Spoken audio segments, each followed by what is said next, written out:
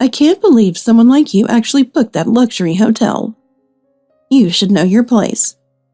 We'll go in your place to avoid you embarrassing yourself," my mother-in-law said as she looked at the travel contract I had planned with my friend and left at home. "I've had enough," I replied, determined to make the most of this trip. "My name is Rena James. I'm a 28-year-old office worker. I got married 2 years ago and was supposed to be living with my husband, Sam. Sam and I met in a slightly unusual way through social media. We were both part of a community of fans of the same band. After seeing each other at several live shows, we became friends. Though we didn't live in the same area, we were only 40 minutes apart by car. Dating wasn't an issue at all. We clicked instantly, so we didn't need much time dating before getting serious. After a year, Sam proposed, and we got married. We rented an apartment midway between our workplaces and started our newlywed life. At first, everything was perfect. I had lost my family when I was young, which might explain my attachment to family now. But Sam's family was intense. His sister Jessica had twin boys, and they were wild. She divorced right after having them and moved back home. The first time I met the twins, they drenched me with water guns. Honestly, I didn't like them. I had visited Sam's family before the wedding, and there were no problems then. But after the wedding, we started visiting them weekly. At first, I thought it was just because we were newlyweds, so I didn't say anything. But their visits started escalating. One day, I came home from work, arriving before Sam, and noticed the lights were on. Did I forget to turn them off? I'm usually quite frugal, so leaving lights on is very unlike me. I sighed and unlocked the door. Wait, the door's already unlocked. A chill ran down my spine. I never forget to lock the door. I didn't go inside. Instead, I called Sam. "Hey, sorry to bother you at work." "What's up? It's rare for you to call." "Can you come home soon?" "What happened? Is something wrong?" "I just got home, and the door was unlocked, the lights are on, and I'm worried someone's inside." Contrary to my concern, Sam burst out laughing. "Oh, that's it? My family's probably inside." "What do you mean they're inside?" "Oh, Rena, you're back already." Just as I was talking, Emma, Sam's mother, stepped out from the hallway. "We got here early, so we let ourselves in. I even bought your favorite pudding. John and Brian are sleeping, so be quiet, okay?" "I'll be home soon. Sorry about this." Sam hung up, and Emma walked back into the house as if it were her own. Still in shock, I entered to find his dad, Lance, and sister Jessica relaxing on my couch. "Welcome home, Rena. I grabbed a beer from your fridge. Hope you don't mind. For such a neat home, the owner's pretty plain, huh? Isn't that like casting pearls before swine?" "No, that's not right. It's more like giving a pig a rose." "Still plain for sure. Why did Sam choose you?" They all laughed as if it were the funniest joke ever. I had just come home from a long day at work, and this was the welcome I got. "What about the kids?" "I told you already. They're asleep. Are you that tired that you forgot? Bird-brained, huh?" "Bird-brained?" "You know, forgetting something after 3 steps, like a chicken." They all burst into laughter again. "Why are you here, and how did you get in?" "I told Sam we couldn't get in last time, so he made us a spare key. Didn't he tell you?" "No, he didn't." As I stood there confused, Sam walked in. "Hey, everyone got here early. Must be hungry, right?" "What's for dinner, Rena?" I was just about to start cooking. "Now? That'll take forever. I'll just come by and cook for you from now on." I clenched my teeth. Sam, annoyed, muttered, "It's fine, Mom. What's today's visit for, anyway?" "Oh, you poor thing. Maybe I should just start coming over and cooking for you." She completely ignored Sam's question and made it sound like I was lazy. "It's not like this every day. I bought Sam's favorite pudding from the department store today." Without asking, she opened the fridge. "Hey, don't just open my fridge." "Oh, stop being so cold. We're family after all." I didn't say anything back. "Dad, are you drunk? That was kind of rude." Oh, please. Families have little spats now and then.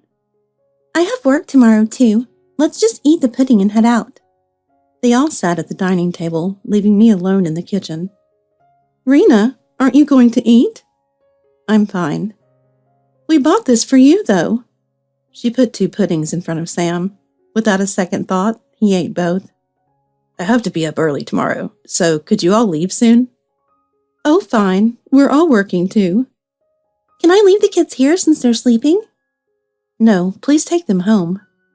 What's with this woman? She's no fun. I wouldn't trust her with my kids anyway. Sam, we've been waiting. You could at least apologize for keeping us waiting. Yeah, sorry. Well, we're off. Take care, Rena. I didn't even see them out. I was too frustrated, not sure what to say to Sam. That was unacceptable. What do you mean? You didn't tell me about the spare key, and you didn't care that I didn't eat the pudding or see them off? Are you seriously saying that? Do you even think about me? I'm saying it because I do think about you. You don't have family, so you don't understand. This is just how families are. Spare keys are normal, and letting kids sleep in our bedroom without permission?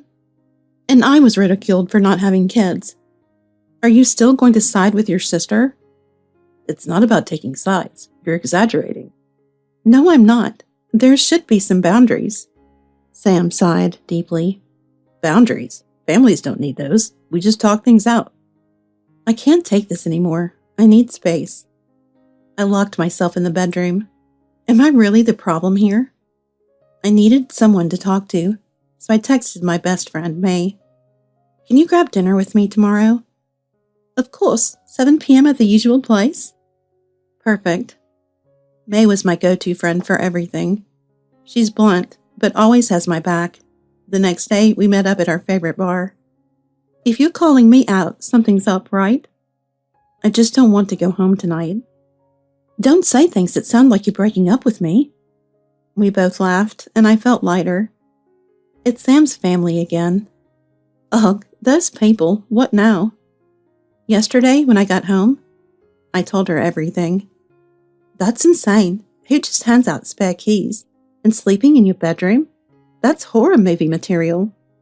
Seeing May get angry for me made me feel validated. Right? I don't even get why they need a spare key. If we're not home, just leave. And why do they all come over at once every week? It's not normal. Newlyweds need space, not family invasions. I feel like I'm going crazy. They say I don't understand because I don't have family. Oh, that's rich. They rely on you for everything and then put you down for not having kids. Exactly. Sam even said he'd give my family a key if I had one. That's nonsense. What do they even want? I don't know. I just want to run away. I don't want to go home. Then let's run away. Let's go on a luxury trip somewhere. Yes, I just got my bonus. Let's do it. We won't be able to do this once we have kids, so let's splurge while we can. Exactly. Who knows when we'll have kids? Okay, but make sure to get Sam's okay first. I don't want any drama. Got it. I'll ask him tonight. Suddenly, I felt hopeful again. May always knew how to cheer me up. I got home, and Sam was doing the dishes. Did someone come over today? Yeah, Mom came over and cooked for me since you were out. Again? Why do you hate it so much? She just helped out because you were busy. I sighed. Mom's worried you don't like her, and the kids missed you. Oh, the kids missed me? I didn't believe that for a second. Sam, frustrated, stopped what he was doing and turned to face me. Rena, you're a good person, but you don't get how families work. You always see things negatively. Maybe that's why we don't have kids yet. I felt a surge of anger. So it's my fault we don't have kids. You're taking this the wrong way. I was just making a point. You've been so negative lately. It's not like you. I'm tired. I just want a peaceful home. Is that too much to ask? Can't you try to get along with them? It's affecting my work. You think I'm not trying? I'm doing my best, but they're overstepping boundaries. Let's set some rules. Rules? You can't have rules with family. You're overthinking this. Fine, let's just drop it. I need space. I didn't even get the chance to talk about the trip. but I was still determined to go. The next day, I looked up luxury hotels and booked one. Since we don't have kids, I wanted a peaceful adult getaway. I found a great deal and locked it in. Later that week, I came home to find Sam's family there again. His mom was sitting on the couch, flipping through my travel book. "Oh, look at you, booking such a fancy place. You must have a secret lover, huh?" "No, it's a trip with a friend." "So, what if I went through your stuff? What are you hiding?" She leaned in closer, staring me down. "Please don't go through my things." "You're hiding something, aren't you? I bet you are. I can't believe someone with no taste like you booked a place like that. We'll go instead. You can thank me later." Tears welled up. It wasn't about the trip anymore. It was the realization that this was no longer my home. I texted May. "Can we meet now? I need to talk." "What happened? I'll be there in 10 minutes. May came to get me, and I explained everything. "That's ridiculous. Want me to barge in and tell them off?" I couldn't help but laugh. "They're not normal. Talking won't help. I feel like I'm losing myself. If I were you, I'd just say everything I wanted. Who cares if they hate me? But if I do that, I'll just make things harder for myself." I looked at her apologetically. "I might have to cancel the trip. Could we go somewhere else?" "Don't apologize. I have a better idea." "What's that?" "That hotel you booked. Wasn't it pay at the hotel?" "Yeah. I don't like entering credit card info online." "Then don't cancel. Let them go, and we'll just book another place." "But wouldn't they need to change the name?" "Exactly. Let them deal with it. We'll upgrade their room while we're at it." I couldn't stop laughing. "You always know how to cheer me up. This way, they'll see for themselves how ridiculous they are. And we'll still have our own getaway. I'll handle the new reservation." We planned our trip and laughed the entire night. The next morning, I found Sam washing the dishes again. "Did you change the reservation?" "Yeah, I upgraded it since it's the twins' birthday soon." "Wow, thanks, Rena. Mom will be thrilled." "Actually, there's something else." I pulled out the divorce papers. "What? Why?" "I'm done, Sam. I want a divorce." "Wait, what? I thought we were fixing things." "It's too late. I've felt like this for a while." "But you're just going to leave because of my family?" "I think so, yes." "Fine, I'll sign, but only if you still let me take them on the trip." "Don't worry. The reservation is under your name now." It felt absurd to think I had loved this man. I finalized the divorce, rented an apartment near work, and started over. Our marriage had been over long before this. Sam wanted to wait until after the trip to tell his family. I didn't mind waiting a few more days. On the day of the trip, May and I left for our own getaway. "So it's finally happening. Are you sure about the divorce?" "There's no house, no kids. It's just like breaking up with a boyfriend." "Right? The only difference is I won't have to see his family anymore." "Then it's all good. Let's enjoy this trip." We checked into our gorgeous private hotel room with hot springs and the most luxurious amenities. We could see Sam's family's hotel from our terrace. As we sipped wine on the terrace, we heard the voices of kids. "Looks like they're here." We saw them check in, decked out in flashy clothes, completely out of place at a luxury hotel. They managed to check in somehow and headed to their room. Later, as we were enjoying dinner, we could hear their loud voices from across the room. "This food is terrible. Where's the kids' menu?" "Can't you at least make some shrimp for the kids? We're paying for this." They hadn't even booked food for the kids, and now they were causing a scene. "You're embarrassing us. This is a luxury hotel, not a fast food joint." The staff, clearly overwhelmed, ended up preparing kids' meals for them. When dessert arrived, there was excitement. "Did Rena order this? She's actually useful for once." By the time dessert was finished, the hotel staff apologized for the disturbance caused by Sam's family. They offered to serve us dinner in our room to avoid further disturbance. "Thank you, but we're fine here." As we finished our meal, we could hear their complaints as they left. The next morning, as May and I were checking out, we heard shouting again. "We already paid. This is a scam. I'm sorry, but payment is required at checkout. It's our policy. Sam, pay for it with your card. I can't.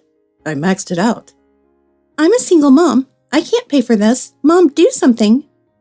Your dad doesn't have a card. He filed for bankruptcy. What? You never told me that. Their shouting drew attention, and the staff ushered them into a private room. Just then, we heard a crash. The twins had knocked over an expensive vase. This is getting worse.